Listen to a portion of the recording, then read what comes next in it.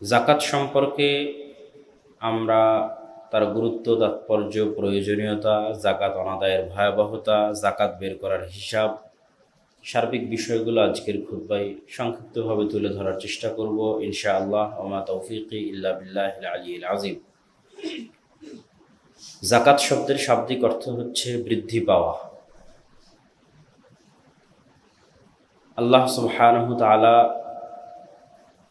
জাকাত শব্দের নাম এমনভাবে রেখেছেন যে মানুষের দৃষ্টিতে মানুষ দেখছে টাকা পয়সা বের হয়ে যাচ্ছে, আর আল্লাহ সুবহানাহু তাআলা বলছেন টাকা বাড়ছে।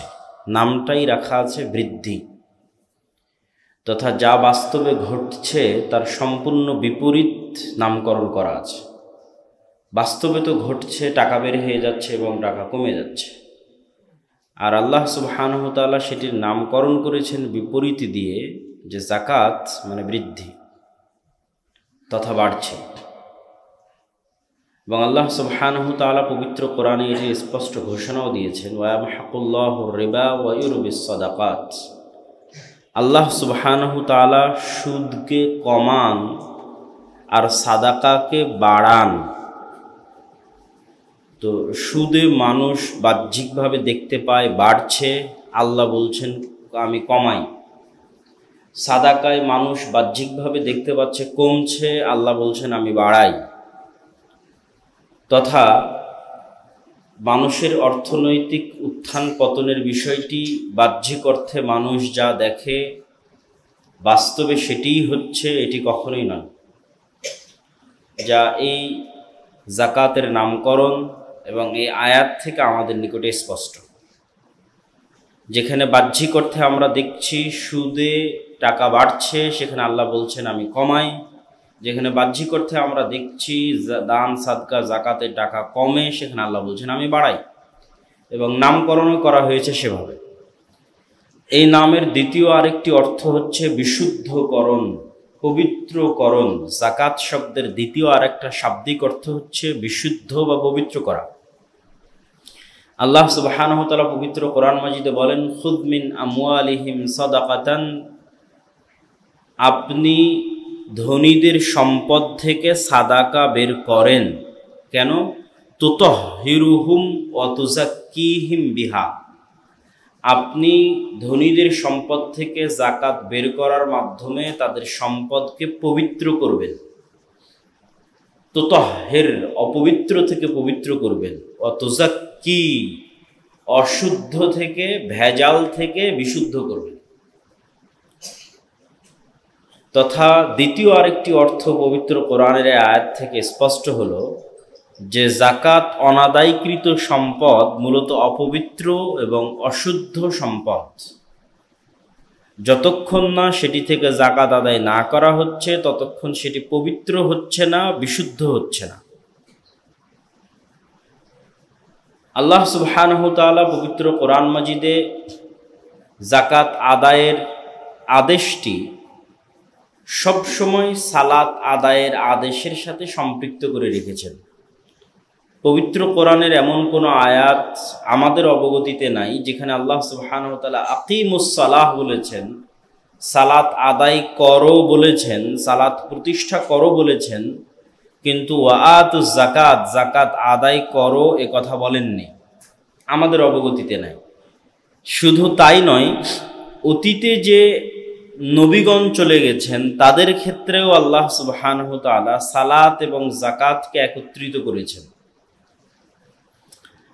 ঈসা আলাইহিস সালাতু ওয়াস সালামকে নিয়ে যখন মারিয়াম আলাইহিস সালাতু ওয়াস সালাম জনসম্মুখে আগমন করলেন এবং আশারাত ইলাইহি, মানুষ যখন জিজ্ঞেস করল যে তুমি এত বড় একটি অঘটন ঘটিয়েছ, মা কানা আবুকা ইমরাআ, তোমার পিতা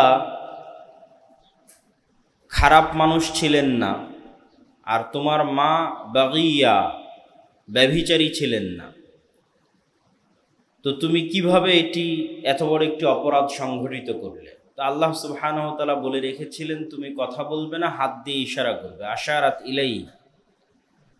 তো যখন মারিয়াম আলাইহিস সালাতু ওয়াস সালাম কোলের বাচ্চার দিকে ইশারা করলেন, তখন তারা বলল যে কাইফা নুকাল্লিমু মান কানা ফিল মাহদি সাবিয়্যা, ওই বাচ্চার সাথে কিভাবে আমরা কথা বলবো যে এখনই কোলের বাচ্চা।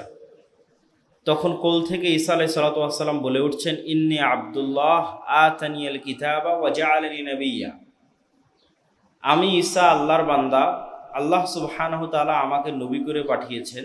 বলতে বলতে তিনি বলছেন, ওয়া আওসানি বিসসালাতি ওয়াজ যাকাতি মা দুমতু হাইয়া, আর আল্লাহ আমি ঈসা আমাকে আদেশ করেছেন যে আমি যতদিন বেঁচে থাকব ততদিন যেন সালাত আদায় করি আর যাকাত আদায় করি।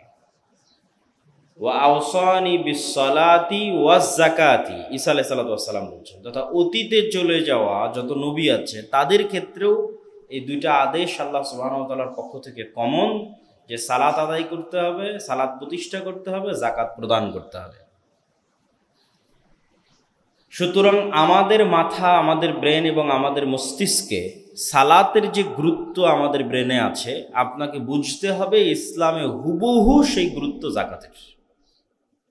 আপনি যতটুকু বুঝেন যে সালাতের এই গুরুত্ব, তো হুবহু অতটুকুই গুরুত্ব যাকাতের। এতটুকু আপনার কাছে পরিষ্কার থাকতে হবে। মানুষ ভেদে, মানুষের কাছে যার কাছে যেমন সালাতের গুরুত্ব, তাকে মনে করতে হবে যে আমি সালাতকে যতটা গুরুত্ব মনে করছি ইসলামের দৃষ্টিতে, এর চেয়ে কোনো দিক থেকে কম যাকাত নয়, বরং হুবহু সেই গুরুত্বই হচ্ছে যাকাতের। এবং এই জন্যই রাসূলুল্লাহ সাল্লাল্লাহু আলাইহি ওয়াসাল্লাম ইসলামের যে স্তম্ভগুলোর বর্ণনা দিয়েছেন, সেই স্তম্ভগুলোর বর্ণনা দিতে গিয়ে বুনিয়াল ইসলামু আলা খামসিন, ইসলাম 5টি স্তম্ভের উপর প্রতিষ্ঠিত। শাহাদাত আল্লাহ ইলাহা ইল্লাল্লাহ, এই সাক্ষ্য দেওয়া যে আল্লাহ ব্যতীত কোনো মাবুদ নেই এবং মুহাম্মদ আল্লাহর রাসূল, তথা তাওহীদ এবং রিসালাতের সাক্ষ্য দেওয়া। ওয়া ইকামিস সালাত ওয়া ইতাইজ যাকাত, এবং সালাত প্রতিষ্ঠা করা, যাকাত প্রদান করা। ওয়া সাওমে রমাদান, রমজান মাসে সিয়াম পালন করা। আর আল্লাহ সুবহানাহু ওয়া তাআলার ঘর হজ্জে বাইতুল্লাহিল হারাম লিমান ইসতাতাআ ইলাইহি সাবিলা, যার পক্ষে সম্ভব হজ করা, তার পক্ষে জীবনে একবার হজ সম্পাদন করা। তাহলে ইসলামের যে 5টি মৌলিক ফরজ কাজ আছে, সেই 5টি মৌলিক ফরজ কাজের একটি হচ্ছে যাকাত। যাকাত দিলে আমরা বাহ্যিকভাবে দেখতে পাচ্ছি আমাদের সম্পদ কমছে। আল্লাহ সুবহানাহু ওয়া তাআলা কি বলছেন আমরা দেখি, ইয়া আইয়ুহাল্লাযীনা আমানু আনফিকু মিন তাইয়্যিবাতি মা কাসাবতুম ওয়া মিম্মা আখরাজনা লাকুম মিনাল আরজ, হে ঈমানদারগণ, আনফিকু, তোমরা ব্যয় করো, মিন তাইয়্যিবাতি মা কাসাবতুম, যা পবিত্র তোমরা উপার্জন করো, ওয়া মিম্মা আখরাজনা লাকুম মিনাল আরজ, আর আমি তোমাদের জন্য জমিন থেকে যা বের করে দিই। তোমরা যা উপার্জন করো এবং আমি তোমাদের জন্য জমিন থেকে যা বের করে দিই, সেগুলো তোমরা আল্লাহ সুবহানাহু ওয়া তাআলার রাস্তায় ব্যয় করো। আর এক আয়াতে আল্লাহ সুবহানাহু ওয়া তাআলা বলেন, ওয়া আতু হাক্কাহু ইয়াওমা হাসাদিহি, তোমরা যেই দিন জমিনের ফসল কাটবে সেই দিন জমিনের ফসলের হক আদায় করো, পৌঁছে দাও। আর এক আয়াতে আল্লাহ সুবহানাহু ওয়া তাআলা বলেন যে হাক্কুম মা'লুম, তোমাদের সম্পদের মধ্যে লিসসাইলি ওয়াল মাহরুম, ভিক্ষুক, ফকির, মিসকিন এবং অসহায় মানুষের নির্ধারিত হক আছে, অধিকার আছে। অধিকার বিষয়টি কেমন? আমি আপনার থেকে টাকা ধার নিলাম, ধার নেওয়ার পর যেমন আমি ফেরত দিতে বাধ্য, টাকাটা আপনার, ঠিক তেমনি আপনার সম্পদের যাকাত আদায় করা হয়নি মানে আপনি অন্যের সম্পদ ভক্ষণ করছেন, এমনটাই আল্লাহ বলছেন। যে সম্পদটা আসলে অন্যের, কিন্তু ভক্ষণ করছেন আপনি। এটা স্বাভাবিক দানের মতো নয়। স্বাভাবিক দানে সম্পদ আপনার, চাইলে দান করতে পারেন, চাইলে নাও করতে পারেন। কিন্তু যাকাতের বিষয়টি হচ্ছে, যদি আপনি যাকাত আদায় না করেন তাহলে আপনি আসলে অন্যের, আর একজন এই সম্পদের মালিক, সেই মালিকের সম্পদ আপনি জোরপূর্বক ভক্ষণ করছেন, যা আল্লাহ বলছেন। এই জন্য আল্লাহ সুবহানাহু ওয়া তাআলা যাকাতের বিষয়ে শাস্তির কথা উল্লেখ করেছেন খুব কঠোর এবং শক্তভাবে। ওয়াল্লাযীনা ইয়াকনিজুনা আয-যাহাবা ওয়াল ফিদ্দা ওয়া লা ইউনফিকুনাহা ফি সাবিলিল্লাহ, যারা স্বর্ণ এবং রৌপ্য জমা করে রাখে এবং সেখান থেকে যাকাত বের করে না, ফাবাশশিরহুম বিআযাবিন আলীম, তাদেরকে কঠোর শাস্তির সুসংবাদ দিন। কঠোর শাস্তির কি সুসংবাদ হয়? কঠোর শাস্তির হবে দুঃসংবাদ। কিন্তু আল্লাহ সুবহানাহু ওয়া তাআলা ঠাট্টা করে বলছেন ফাবাশশিরহুম বিআযাবিন আলীম, তাদেরকে সুসংবাদ দিন যে তাদের জন্য বিশাল বড় সুসংবাদ অপেক্ষা করছে, কঠোর ও কঠিন শাস্তির। আল্লাহ সুবহানাহু ওয়া তাআলা ঠাট্টা করো তো এভাবে বলছেন।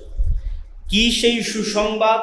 ইয়াউমা ইউহমা আলাইহা ফি নারি জাহান্নাম ফাতুকওয়া বিহা জিবাহুহুম ওয়া জুনুবুহুম ওয়া যুহুরুহুম, এই স্বর্ণ এবং এই চাঁদি জাহান্নামের আগুনে ছ্যাঁক দেওয়া হবে। ইউহমা, ছ্যাঁক দেওয়া, আগুনে ধরা। জাহান্নামের আগুনে যখন ওই স্বর্ণ এবং চাঁদি গরম হয়ে যাবে, তখন তাদের পিঠ, পার্শ্বদেশ, তাদের ঘাড়, ফাতুকওয়া বিহা জিবাহুহুম ওয়া জুনুবুহুম ওয়া যুহুরুহুম, তখন ওই গরম স্বর্ণ এবং চাঁদি তাদের পিঠ এবং পার্শ্বদেশে লাগানো হবে এবং তাদেরকে বলা হবে হাযা মা কানাজতুম লিআনফুসিকুম, এটাই সেটা যা তোমরা তোমাদের জন্য দুনিয়াতে জমা করে রেখেছিলে। ফাযুকু মা কুনতুম তাকনিজুন, অতএব কেমন মজা লাগে সেই মজাটা অনুভব করো। তথা স্বর্ণ এবং চাঁদি যখন ছ্যাঁক দেওয়া হবে তখন তো কখনোই মজা লাগা সম্ভব নয়, কষ্ট লাগবে। কিন্তু আল্লাহ সুবহানাহু ওয়া তাআলা বলছেন কেমন মজা লাগে সেটা অনুভব করো। ফাযুকু, যাকা ইয়াযুকু, এই শব্দের অর্থ হচ্ছে সুস্বাদু খাবারের স্বাদ আস্বাদন করা।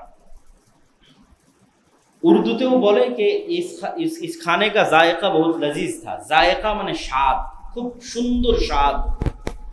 তথা আপনাদের রান্নার সর্বোচ্চ যে রান্না হতে পারে, বিরিয়ানি হোক, কাবাব হোক, সেটা মুখে দিলে যে সুস্বাদু স্বাদটা আস্বাদন করা হয়, সেটা আল্লাহ বলছেন এই ছ্যাঁকটা কত সুস্বাদু সেটা আস্বাদন করা।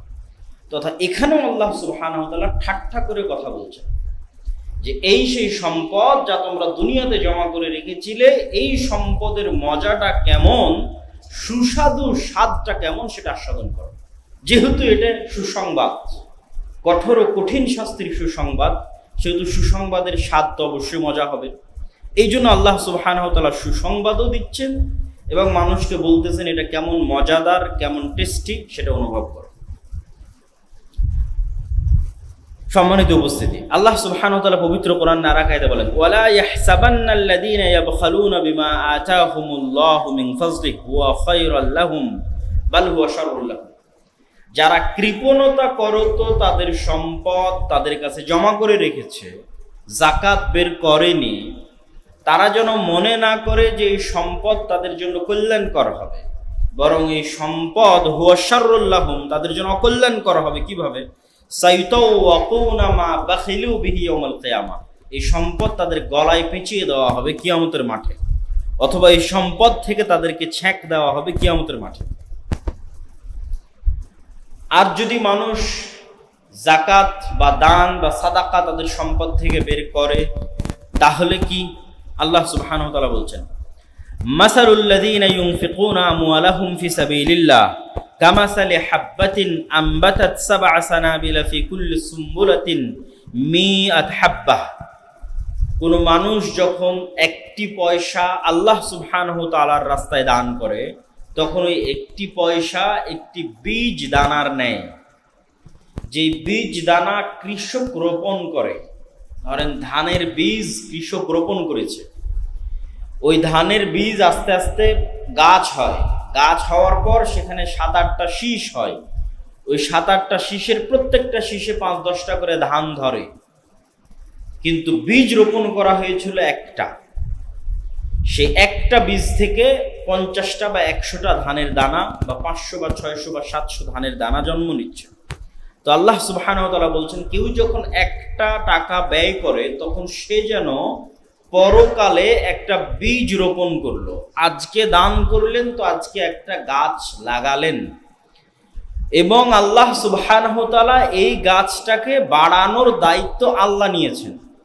এখানে যে বীজ রোপণ করা হলো সেই বীজের যত্নের দায়িত্ব কৃষক নিয়েছে, দুনিয়াতে যে ধানের বীজ রোপণ করা হয়েছে। আর দানের মাধ্যমে জান্নাতে যে বীজ রোপণ করা হলো সেটার যত্ন নেওয়ার দায়িত্ব আল্লাহ নিয়েছেন। আল্লাহ সুবহানাহু ওয়া তাআলা বলছেন, কামাসালে হাব্বাতিন আম্বাতাত সাবআ সানাবিলা, এটার থেকে 7টা বীজ গজাবে, 7টা শীষ হবে, প্রত্যেকটা শীষে 100টা করে দানা ধরবে, তথা একটা বীজ একটা দান 700টাতে পরিণত হবে। ওয়াল্লাহু ইউদাইফু লিমান ইয়াশা, আর আল্লাহ চাইলে এটাকে বাড়াতেই থাকবেন।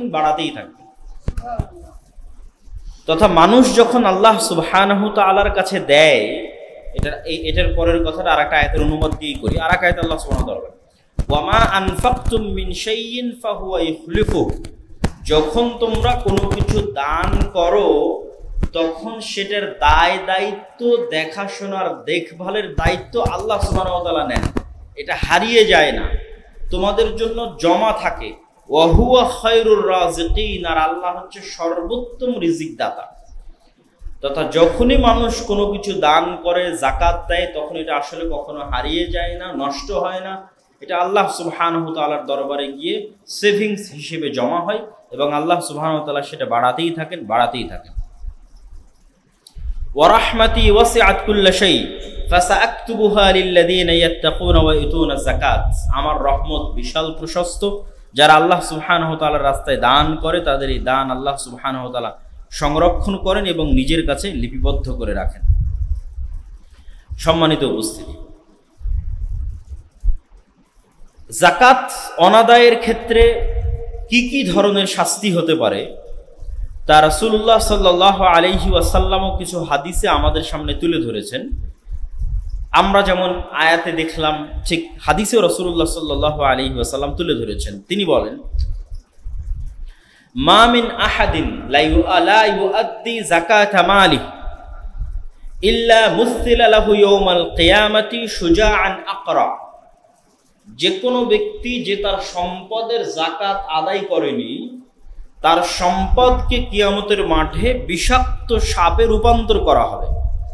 হাত্তা ইতাওয়াকু বিহি উনুকাহ, এবং এই বিষাক্ত সাপকে তার গলায় পেঁচিয়ে দেওয়া হবে এবং এই বিষাক্ত সাপ তাকে ছোবল মারতে থাকবে আর বলতে থাকবে, আনা কানজুক আনা মালুক, আমি তোমার সেই সঞ্চিত সম্পদ যা তুমি দুনিয়াতে জমা করে রেখেছিলে। তো মানুষের যাকাত অনাদায়ের ধরনের উপর ভিত্তি করে শাস্তির ধরনের ভিন্নতা আসবে। মানুষ যদি স্বর্ণ এবং রৌপ্যের যাকাত বের না করে, তাহলে স্বর্ণ এবং রৌপ্যকে ছেক দিয়ে বলা হবে যে এটা তোমার সেই যাকাত যা তুমি আদায় করনি। মানুষ যদি বাকি ব্যবসায়িক সম্পদ, টাকা পয়সা, তার যাকাত বের না করে, তাহলে সেটাকে সাপে রূপান্তর করে ছোবল দিয়ে বলা হবে এটা তোমার সম্পদ যার তুমি যাকাত আদায় করনি। মানুষ যদি গরু, ছাগল, উট, ভেড়া, মহিষ, চতুষ্পদ জন্তুর যাকাত বের না করে, তাহলে চতুষ্পদ জন্তুকে শিং দেওয়া হবে, বড় বড় খুর দেওয়া হবে, সে তার মালিককে কিয়ামতের মাঠে ডলতে থাকবে এবং শিং দিয়ে গুদা মারতে থাকবে আর বলতে থাকবে, আমি তোমার সেই সম্পদ যার তুমি যাকাত আদায় করো। তথা যেই সম্পদের যাকাত আদায় করা হয়নি, ওই সম্পদের ভিন্নতার সাথে সাথে শাস্তির ভিন্নতা হবে। স্বর্ণ রৌপ্যের যাকাত আদায় করা হয়নি, তার শাস্তি ভিন্ন, মানে ধরন ভিন্ন। তারপরে টাকা পয়সার যাকাত আদায় করা হয়নি, তার ধরন ভিন্ন।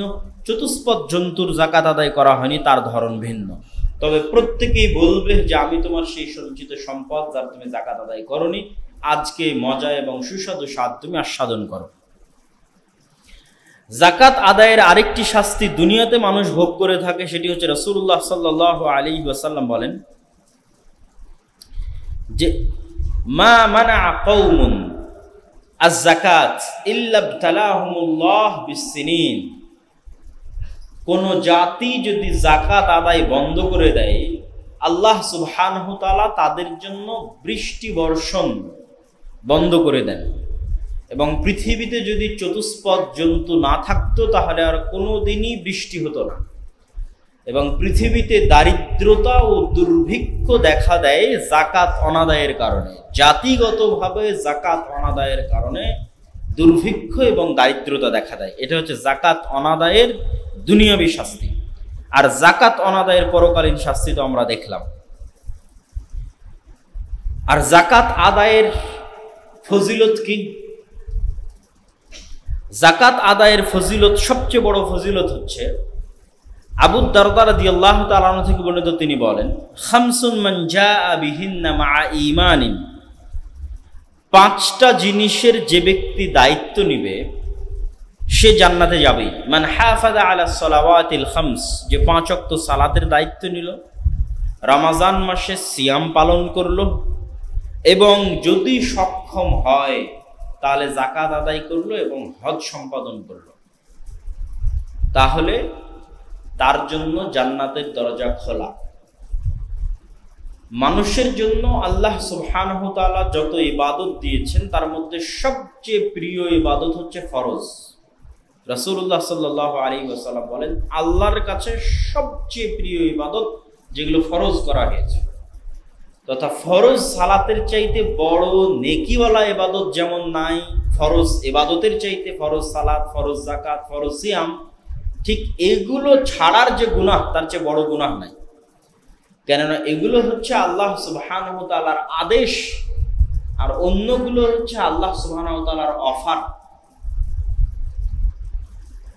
মালিক আপনাকে একটা কাজের আদেশ করতেছে, আর মালিক আপনাকে একটা কাজের কথা বলতেছে, যদি এটা করো, আর অতিরিক্ত করে যদি এটা করো তাহলে তোমাদের জন্য এটা। তো আপনারাও স্বাভাবিকভাবে বুঝেন যে আদেশ যেটা, সেটার গুরুত্ব বেশি। যেটার জন্য আমি চাকরিতে জয়েন করেছি, যেটা আমার মূল মেইন ডিউটি, যে ডিউটির উপর আমার বেতন নির্ধারিত হয়, তার অতিরিক্ত কাজের জন্য মালিক বিভিন্ন অফার দিতে পারে। সুতরাং আর যত আমল, আখলাক, ইবাদত আছে সেগুলোর জন্য শুধু অফার থাকতে পারে, কিন্তু যেটার জন্য আমি মুসলমান হয়েছি, মুসলমান হওয়ার যেটা মূল ডিউটি এবং আল্লাহর যেটা প্রধান আদেশ, সেটা করলে আল্লাহ সুবহানাহু ওয়া তাআলা যত খুশি হন, অন্য কোনোটাতে তত খুশি হন না। সেটা রাসূল সাল্লাল্লাহু আলাইহি ওয়াসাল্লাম যে 5টা ইবাদতের কথা বলেছেন, যদিও গরিবদের জন্য শুধু 2টা, সালাত এবং সিয়াম, আর বাকিগুলো শর্ত সাপেক্ষে। ঈমান আনয়নের পর যাকাত এবং হজ শর্ত সাপেক্ষে। সম্মানিত উপস্থিতি, আমরা এবার দেখব যাকাত কখন ফরজ হয় এবং যাকাত আমরা কিভাবে আদায় করব। যাকাত ফরজ হওয়ার ক্ষেত্রে রাসূলুল্লাহ সাল্লাল্লাহু আলাইহি ওয়াসাল্লামের হাদিসগুলোকে যদি আমরা একত্রিত করি, তাহলে 2টি শর্ত পূরণ হলে মানুষের উপর যাকাত ফরজ হয়। একটি শর্ত হচ্ছে নিসাব পরিমাণ সম্পদের মালিক হলে, 2 নম্বর শর্ত হচ্ছে নিসাব পরিমাণ সম্পদের উপর 1 বছর অতিক্রম করলে। নিসাব পরিমাণ সম্পদ কি? নিসাব পরিমাণ সম্পদ হচ্ছে 7.5 ভরি স্বর্ণ অথবা 52 তোলা রৌপ্য। এই সমপরিমাণ বর্তমান বাজার দর অনুযায়ী যদি কারো নিকটে সম্পদ থাকে, কোন সম্পদ? যাকাতযোগ্য সম্পদ। যাকাতযোগ্য সম্পদ কি কি? যাকাতযোগ্য সম্পদ হচ্ছে 4টা। স্বর্ণ রৌপ্য বাই ডিফল্ট যাকাতযোগ্য সম্পদ, বাই বর্ন জন্মগত যাকাতযোগ্য সম্পদ। যেহেতু স্বর্ণ এবং রৌপ্য বাই ডিফল্ট, বাই বর্ন যাকাতযোগ্য সম্পদ, সেহেতু ব্যবহার করলেই কি, ব্যবসা করলেই কি, বাড়িতে পড়ে থাকলেই কি, না থাকলেই কি, লকারে থাকলেই কি, পার্মানেন্ট যাকাতযোগ্য সম্পদ স্বর্ণ এবং রৌপ্য। তারপরে যাকাতযোগ্য সম্পদ কি? মানুষের জমি থেকে উৎপাদিত ফসল। তারপরে যাকাতযোগ্য সম্পদ কি? বাড়িতে থাকা চতুষ্পদ জন্তু। তারপরে যাকাতযোগ্য সম্পদ কি? ব্যবসায়িক সম্পদ। একদম যদি সামারি বলি, প্রত্যেক যেখান থেকে মানুষ টাকা বানায়, টাকা তৈরি করে, টাকা ইনকাম করে, সেখানে যাকাত আরোপ করা আছে। যেখান থেকে মানুষ টাকা বের করে না, সেখানে যাকাত আরোপ করা নাই। জমিতে আবাদ নাই, ফসল নাই, হয়নি, জমি চাষ করে না, যাকাত নাই। ঠিক তেমনি ব্যবসায়িক সম্পদ তথা যেটার থেকে সে ব্যবসায় কাজে লাগিয়ে টাকা বের করতেছে, সেটাতে যাকাত আছে। যেটা বাড়িতে ব্যবহার করার জন্য রেখেছে, সেটা যত দামিই হোক, আইফোন হোক, আইপ্যাড হোক, মোটরসাইকেল হোক, গাড়ি হোক, কোটি কোটি টাকা দামের গাড়ি হোক, কোটি কোটি টাকা দামের, লাখ লাখ টাকা দামের মোটরসাইকেল হোক, ব্যবহার করছে। লাখ লাখ টাকা দামের ঘড়ি হোক, বাড়িতে ব্যবহার করছে। বিশাল বড় বাংলো, ফ্ল্যাট যা ব্যবহার করছে তার উপর যাকাত নাই, যা ব্যবসায় লাগিয়ে ইনকাম করছে তার উপর যাকাত আছে, আর যা ব্যবহার করছে তার উপর যাকাত নাই। আরো একদম সারমর্ম কথা হচ্ছে, যেখান থেকে টাকা ইনকাম করা হয় সেখানেই যাকাত, আর যেখানে ইনকাম করা হয় না সেখানে যাকাত নাই। তাহলে এই চারটা হচ্ছে যাকাতযোগ্য সম্পদ। এই যাকাতযোগ্য সম্পদগুলোর বিশেষ করে তিনটাকে আমাদের হিসাবে নিয়ে আসতে হবে। স্বর্ণ রৌপ্যকে আমাদের হিসাবে নিয়ে আসতে হবে। স্বর্ণ রৌপ্যের বিপরীতে প্রচলিত ক্যাশ মানি, ডলার হোক, রিয়াল হোক, টাকা হোক, সেটাকে হিসাবে নিয়ে আসতে হবে। ব্যবসায়িক সম্পদকে হিসাবে নিয়ে আসতে হবে। এই তিনটাকে হিসাবে নিয়ে আসতে হবে। বাকি দুটা ফসল, সেটার হিসাব ভিন্ন। চতুষ্পদ জন্তু, সেটার হিসাব ভিন্ন। চতুষ্পদ জন্তুর হিসাব আলাদা, ফসলের হিসাব আলাদা। তাহলে স্বাভাবিকভাবে তিনটা জিনিসের হিসাব আমাদেরকে করতে হবে। আমার কাছে বাড়িতে ব্যবহার্য আমার স্ত্রী কন্যা তাদের স্বর্ণ রৌপ্য কতটুকু আছে, আমার কাছে ক্যাশ মানি, টাকা, যে কোনো দেশের কারেন্সি হোক না কেন, ডিপোজিট হোক, বিকাশে হোক, নগদে হোক, সঞ্চয়পত্র হোক, যে টাকার মালিক আমি ক্লেইম করতে পারি যে আমি এটার মালিক, এরকম যে কোনো মালিকানাধীন সম্পদ এখন আমার কাছে আছে, অথবা ব্যাংকে আছে, অথবা মোবাইলে আছে, যেখানেই থাক আমার মালিকানায়, সেটা হিসাবে নিয়ে আসতে হবে। ব্যবসায়িক সম্পদকে হিসাবে নিয়ে আসতে হবে। হিসাবে নিয়ে আসার পর দেখতে হবে আমি নেশাব পরিমাণ সম্পদের মালিক হচ্ছে কিনা। নেশাব পরিমাণ সম্পদের মালিক দুইটা হিসাব, একটা রৌপ্য, রৌপ্যের হিসাব অনুযায়ী বর্তমান বাজার দর অনুযায়ী ৮০,০০০ থেকে ১ লাখ টাকা, আর স্বর্ণের হিসাব অনুযায়ী মোটামুটি ১০ লাখ টাকা, আমরা ৮ লাখ থেকে ১০ লাখ টাকা ধরতে পারি। যদিও বেশিরভাগ ফোকাহায়ে কেরামের মতামত হচ্ছে যে মানুষ গরিব মিসকিনদের দিকে তাকিয়ে রৌপ্যের হিসাব অনুযায়ী যাকাত বের করুক। তবে একদল আলেম ওলামা এটাও বলেছেন যে এটা তার ঐচ্ছিক বিষয়, সে চাইলে রৌপ্যের উপর যাকাত ধরতে পারে, চাইলে স্বর্ণের উপর ধরতে পারে। তো আমরা ধরেন আজকের হিসাব বোঝার জন্য স্বর্ণের উপর ধরলাম যে আমি আজকের দিনে ১০ লাখ টাকার মালিক হলাম। তাহলে যেই দিন ১০ লাখ টাকার মালিক হলাম, এই সবগুলো হিসাব করে স্বর্ণের বর্তমান বাজার দাম, ক্যাশ মানি, ব্যবসায়িক সম্পদ, ব্যবসায়িক সম্পদের মধ্যে কোনগুলো হিসাব হবে?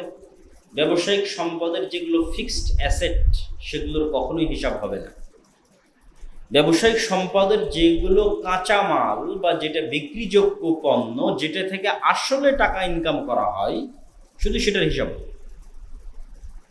ফিক্সড অ্যাসেট বলতে একটা ব্যবসা চালানোর জন্য সেখানে chair, table, AC, fridge, building ভাড়া, অফিস, গাড়ি সব কিছু আছে, এগুলো ফিক্সড অ্যাসেট। কম্পিউটার, এগুলোর উপরও কোনো যাকাত নেই। এগুলো ব্যবহার করে যে মালের বিজনেসটা করা হচ্ছে, ধরেন কাপড়ের ব্যবসা করা হচ্ছে, সুতার ব্যবসা করা হচ্ছে, কাগজের ব্যবসা করা হচ্ছে, তো ওই কাগজ কাঁচামাল হিসেবে কতটুকু আছে, বিক্রিযোগ্য হিসেবে কতটুকু আছে, ওই কাপড় কাঁচামাল হিসেবে সুতায় কতটুকু আছে, বিক্রিযোগ্য হিসেবে কতটুকু আছে, ওটার আজকের বাজার দর হিসাব করতে হবে। ফিক্সড অ্যাসেট হিসাব হবে না। এগুলো সবগুলো হিসাব করে যখন দেখলেন যে আপনি আজকে ১০ লাখ টাকার মালিক হয়েছেন, সেটা যেই দিন যেই তারিখেই হন না কেন সেটা লিখে রাখতে হবে। রমজান মাসে যাকাত ফরজ হয় এরকম কোনো বিধান নাই। এক এক মানুষের উপর এক এক দিনে যাকাত, যে যেই দিন মালিক হয়েছে। তো আজকে যদি আমি ১০ লাখ টাকার মালিক হই, তাহলে নিসাব পরিমাণ সম্পদের মালিক হই। যেই পরিমাণ সম্পদের মালিক হলে যাকাত দিতে হয়। এখন নিসাব পরিমাণ সম্পদের মালিক হলে কি যাকাত দিতে হবে? না। ধনী প্রমাণ হওয়ার জন্য, যাকাত আদায় করতে পারবে এরকম সক্ষম প্রমাণ হওয়ার জন্য এবার ১ বছর অপেক্ষা করতে হবে। আসলে তার টাকার স্ট্যাবিলিটি আছে না নাই। এমনি একদিনে ১০ লাখ টাকার মালিক হলো, পরের দিন ফকির হয়ে গেল। স্ট্যাবিলিটি যাচাই করার জন্য এবার ১ বছর ওয়েট করবে। ঠিক ১ বছর পর ওই তারিখে সে আবার দেখবে সে কত টাকার মালিক।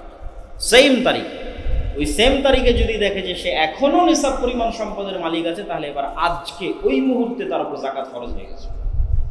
ওই মুহূর্তে থেকে আর যত সেকেন্ড সে দেরি করবে, যে কোনো মুহূর্তে মৃত্যু হয়ে যেতে পারে। সে যাকাতের মতো একটা ফরজ বিধান অনাদায়ের গুনাহ নিয়ে আল্লাহ সুবহানাহু ওয়া তাআলার দরবারে উপস্থিত হবে। রমাজান পর্যন্ত অপেক্ষা করার কোনো সুযোগ নেই। রমাজানে বেশিরভাগ মানুষ যাকাত বের করে, এই জন্য আমরা রমজানে যাকাতের আলোচনা করি, কিন্তু এটা বিধান নয়।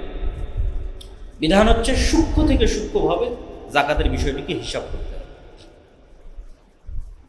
এবার যখন আপনি দুইটা শর্তই পূরণ করলেন, তখন এবার আপনি সেই সম্পদের জাকাত আদায় করবেন শতকরা 2.5% হিসেবে, তথা 100 টাকায় 2.5 টাকা, 1000 টাকায় 250 টাকা, 1 লাখ টাকায় 2500 টাকা, এইভাবে শতকরা 2.5% হিসাব করে টাকার ভিত্তিতে জাকাত আদায় করবেন।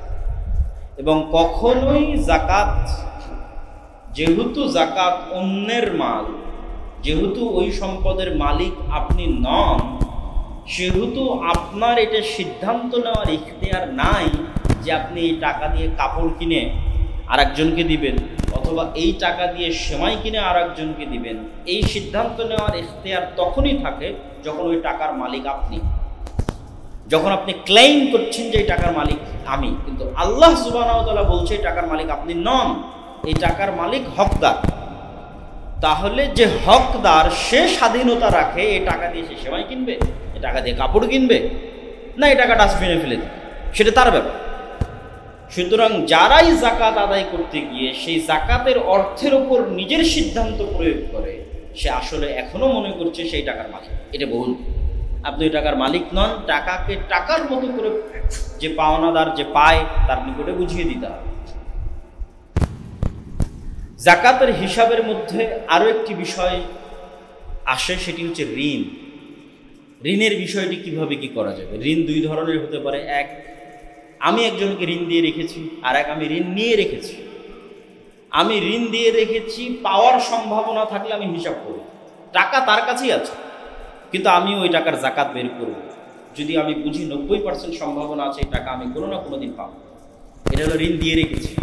আর এটা যে আমি ঋণ নিয়ে রেখেছি, ঋণ যদি ব্যবসায়িক প্রয়োজনে নেওয়া হয় তাহলে জাকাতের হিসাব থেকে বাদ দেওয়া হবে না। এই মর্মে বর্তমান যুগের সকল আলেম ওলামা একমত। কি জন্য?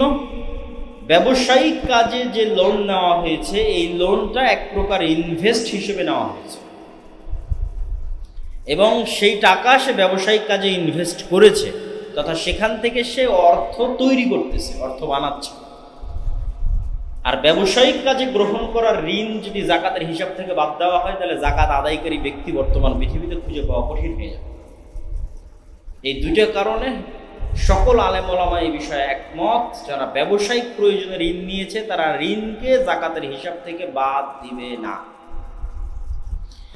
ঋণ যদি এমন প্রয়োজনে নিয়ে থাকে যেটা ইনভেস্ট হয়নি, খরচ হয়ে শেষ হয়ে গেছে, অসুস্থতার জন্য ঋণ নিয়েছিল, অপারেশনের জন্য খরচ করে শেষ করে দিয়েছে, মেয়ের বিবাহের জন্য ঋণ নিয়েছিল, খরচ করে শেষ করে দিয়েছে, তথা ব্যবসায়িক ইনভেস্টমেন্টের জন্য নয়, জরুরি প্রয়োজনে লোন নিয়েছে, খরচ করে শেষ হয়ে গেছে, এই লোন জাকাতযোগ্য সম্পদ যেটা বের হবে, সেই জাকাতযোগ্য সম্পদের হিসাব থেকে বাদ দিয়ে তারপরে হিসাব করবে এখনো তার উপর জাকাত ফরজ হয় কিনা। যদি হয় তাহলে কত টাকার ফরজ হয় ওটা বাদ দিবে, হিসাব থেকে বাদ দিবে। এবার আমরা চলে যাই, জাকাত আমরা দিব কাদেরকে? আল্লাহ সুবহানাহু ওয়া তাআলা জাকাতের খাতগুলো নির্ধারণ করে দিয়েছেন। 8টা খাত জাকাতের জন্য নির্ধারিত। ইন্নামাস সাদাকাতু লিল ফুকারা, জাকাতের 1 নম্বর হকদার হচ্ছে ফকিররা। 2 নম্বর হকদার হচ্ছে ওয়াল মাসাকিন, মিসকিন। ফকির আর মিসকিনের মধ্যে পার্থক্য কি? যে চেয়ে বেড়ায় সে ফকির, আর যে চায় না কিন্তু অসহায় অবস্থায় আছে, আপনার পাড়া প্রতিবেশী আত্মীয় স্বজন, সে মিসকিন, তার খোঁজ নিতে হবে। 3 নম্বর হচ্ছে ওয়াল আমিলিনা আলাইহা, যারা জাকাতের জন্য কাজ করে। রাষ্ট্র চাইলে জাকাত আদায়কারী ব্যক্তি যারা আছে তাদের বেতন জাকাত থেকে দিতে পারে। ওয়াল মুআল্লাফাতু কুলুবুহুম, হিন্দু, বৌদ্ধ, ইহুদি, খ্রিস্টান, গরিব, অন্তর ইসলামের দিকে মায়ের, তাদের ফাইন্যান্সিয়াল সেফটির জন্য জাকাতের একটা অংশ তাদের জন্য বরাদ্দ রাখতে হবে। আজকের পৃথিবীতে মানুষ ইসলাম গ্রহণ করতে পারে না। ভারতের অসংখ্য হিন্দু ইসলামের প্রতি আগ্রহী, কিন্তু ইসলাম গ্রহণ করতে পারে না ফাইন্যান্সিয়াল সাপোর্ট না থাকার কারণে। যে কেউ তাকে সাপোর্ট দিবে, দিয়ে তাকে আবার নতুনভাবে বড় হওয়ার সুযোগ দিবে, এই সুযোগটা দেওয়া হয়। তো এই ধরনের নমুসলিম অথবা ইসলামের প্রতি আগ্রহী ব্যক্তিদের জন্য জাকাত বের করা যায়। অফির রেকাব, কৃতদাস, গোলাম, যে তার মালিককে নির্দিষ্ট পরিমাণ টাকা দিলে তার মালিক তাকে মুক্ত করে দিবে, এই কৃতদাস গোলাম যদি জাকাত আদায়কারী ব্যক্তিদের কাছে গিয়ে বলে, অথবা জাকাত আদায়কারী ব্যক্তি জানে যে অমুক গোলাম অমুক কৃতদাস তার মালিককে এত টাকা দিলে সে মুক্ত হয়ে যাবে, তাহলে ওই ব্যক্তির মুক্তির জন্য জাকাতের সম্পদ সেখানে দেওয়া যাবে। ওয়াল গারিমুন, যারা ঋণগ্রস্ত, ঋণে জর্জরিত, একটা মানুষ ঋণগ্রস্ত, ঋণ পরিশোধ করতে পারছে না, এই ঋণগ্রস্ত ঋণে জর্জরিত মানুষ সে যে পারপাসে ঋণ করবে তার ঋণ পরিশোধের জন্য জাকাতের অর্থ প্রদান করা যাবে। ফি সাবিলিল্লাহ, আল্লাহর রাস্তায়। ফি সাবিলিল্লাহ, আল্লাহর রাস্তার 1 নাম্বার জিহাদ। জিহাদ ফি সাবিলিল্লাহ, কিতাল ফি সাবিলিল্লাহ, 1 নাম্বার হচ্ছে জিহাদ। মুজাহিদ যারা সশস্ত্র সংগ্রাম করছে, জিহাদ করছে, তাদের সশস্ত্র সংগ্রামের অস্ত্রপাতি, ট্রেনিং এগুলো ক্রয়ের জন্য জাকাতের অর্থ ব্যয় করা যায়। 2, ইলাউ কালিমাতিল্লাহ, আল্লাহর দ্বীনকে উঁচু করার জন্য যে কোনো কাজ, আল্লাহর দ্বীনের প্রচারের জন্য যে কোনো কাজ করা হচ্ছে, মাদ্রাসা হোক, দাওয়াতি কার্যক্রম হোক, যে কোনো কাজ, যে কাজে আল্লাহ সুবহানাহু ওয়া তাআলার দ্বীনের খেদমত করা হচ্ছে, সেগুলো 2 নম্বরে ফি সাবিলিল্লাহর অন্তর্ভুক্ত। এবং ভারত, পাকিস্তান, বাংলাদেশ এই উপমহাদেশে ফি সাবিলিল্লাহর একটা বড় খাত হচ্ছে এই সমস্ত বেসরকারি কওমি দ্বীনি শিক্ষা প্রতিষ্ঠান, যেখানে ইয়েতিম মিসকিন লালিত পালিত হয় এবং সরকারি কোনো বেতন নেওয়া হয় না। এই সম্পদের উপর ভিত্তি করেই প্রতিষ্ঠানগুলো আলেম তৈরি করে এবং দ্বীনের খেদমত করে যায়। শেষ নাম্বার, ইবনুস সাবিল, পথের পথিক। পথের পথিকের গুরুত্ব পবিত্র কোরআনে বিভিন্ন জায়গায় দেওয়া আছে। আল্লাহ সুবহানাহু ওয়া তাআলা যেখানেই মানুষকে অর্থ খরচের কথা বলেছেন, সেখানে একটা বড় অংশ উল্লেখ করতে আল্লাহ ভুলেননি মুসাফির, পথিক। এবং আমি এই জিনিসটা আমার বাইরের বিভিন্ন দেশ সফরে, ভারত পাকিস্তান সফরে শিখেছি যে বিভিন্ন শহরে মানুষের, মুসলমানদের জাকাতের অর্থ দিয়ে মুসাফির খানা পরিচালিত, নাম হচ্ছে মুসাফির খানা, তথা আবাসিক হোটেলের মতো সার্ভিস, কিন্তু একদম বিনামূল্যে। মুসাফির আসছে উঠছে, হ্যাঁ নির্ধারিত দিন আছে যে মাসকে মাসকে বছরকে বছর সে থাকবে এরকম না, 3 দিন 7 দিন 10 দিন নির্ধারিত দিন আছে, এন্ট্রির সময় সে বুকিং দিবে। কিন্তু এই যে ঢাকা শহরে হাজার হাজার মানুষ আসতেছে, হাজার হাজার মানুষ যাচ্ছে, বিভিন্ন শহরে যায়, এই সমস্ত পথিকদের বিনামূল্যে কোথাও থাকার ব্যবস্থা করা হয়। কেউ যদি করে মুসাফির খানার উদ্যোগ নেয়, তাহলে সেই মুসাফির খানায় জাকাতের অর্থ দেওয়া যাবে। এই হলো জাকাতের মোট 8টি খাত। 8টি খাতের 1 খাতেও যদি কেউ সব জাকাতের টাকা দিয়ে দেয় কোনো সমস্যা নেই, 8 খাতেই দিতে হবে এরকম কোনো বিধান নেই। 8 খাতের যে কয়টা খাতে সম্ভব হয় দিবে, পারলে 1 খাতেই দিয়ে দেবে। সম্মানিত উপস্থিতি, আমরা জাকাতের উপর এই বিস্তর আলোচনা এবং জাকাত কীভাবে আমরা বের করব, জাকাতের হিসাব, সব কিছু আমরা শুনলাম। আমাদের রমজানের এই পবিত্র দিনগুলোতে আমি মনে করি আমাদের গুরুত্বপূর্ণ একটি দায়িত্ব হচ্ছে আমার নিজ নিজ বাড়িতে গিয়ে নিজ নিজ সম্পদের হিসাব খাতায় উঠিয়ে এই হিসাবের আলোকে সেটি ফেলে জাকাত বের করে দেওয়া। যদি কেউ নেওয়ার না থাকে তো ডাস্টবিনে ফেলে দিয়ে আসা। তবুও ওইটা বাড়িতে থাকা বেশি ভয়ঙ্কর, ওই সম্পদ নিজের কাছে থাকা বেশি ভয়ঙ্কর। যত দ্রুত সম্ভব এই অপবিত্র বিষয়কে, এই হাতের ময়লাকে, এই অশুদ্ধ বিষয়কে, মানুষের হককে দ্রুত নিজের সম্পদ থেকে বের করে দিয়ে নিজের সম্পদকে পবিত্র করতে হবে, বালা মুসিবত থেকে মুক্ত করতে হবে। যে সম্পদের জাকাত আদায় হয়ে গেল সেই সম্পদ আসমানি জমিনি বালা মুসিবত থেকে হেফাজতে থাকলো। তারপরেও যদি বিপদ আপদ আসে সেটা পরীক্ষা, কিন্তু প্রাথমিকভাবে সেই সম্পদ গজবের দৃষ্টিকোণ থেকে বালা মুসিবত থেকে মুক্ত। পরীক্ষার দৃষ্টিকোণ থেকে বালা মুসিবত আসতে পারে, কিন্তু সেটাতে মানুষ উঠে যায়, পরীক্ষায় মানুষ পাশ করে যায়, কিন্তু গজব আসলে ধ্বংস হয়ে যায়। গজব আসলে আর সে টিকে থাকার কোনো রাস্তা তার থাকে না, একদম রাস্তার ফকির হয়ে যাবে। তো যখন জাকাত আদায় করা হয় তখন সম্পদ গজবের দিক থেকে বালা মুসিবত থেকে মুক্ত। পরীক্ষার দৃষ্টিকোণ থেকে আসতে পারে, পরীক্ষার দৃষ্টিকোণ থেকে আসলে কোনো সমস্যা, সাময়িক কষ্ট আবার ঠিক হয়ে যাবে। আল্লাহ 2 দিন পর তার চেয়ে বেশি করে দিবে, 5 বছর পর তার চেয়ে আরও বাড়িয়ে দেবে। কিন্তু যখনই গজবের দৃষ্টিকোণ থেকে আসবে তখন সেটা ধ্বংস হয়ে যাবে এবং সেখান থেকে আর উত্থানের কোনো রাস্তা থাকে। অতএব আমরা সবাই জাকাত আদায়ে সচেতন হই, জাকাত বের করায় সচেতন হই। আল্লাহ সুবহানাহু ওয়া তাআলা আমাদের সেই তৌফিক দান করুক। আল্লাহুম্মা আমিন।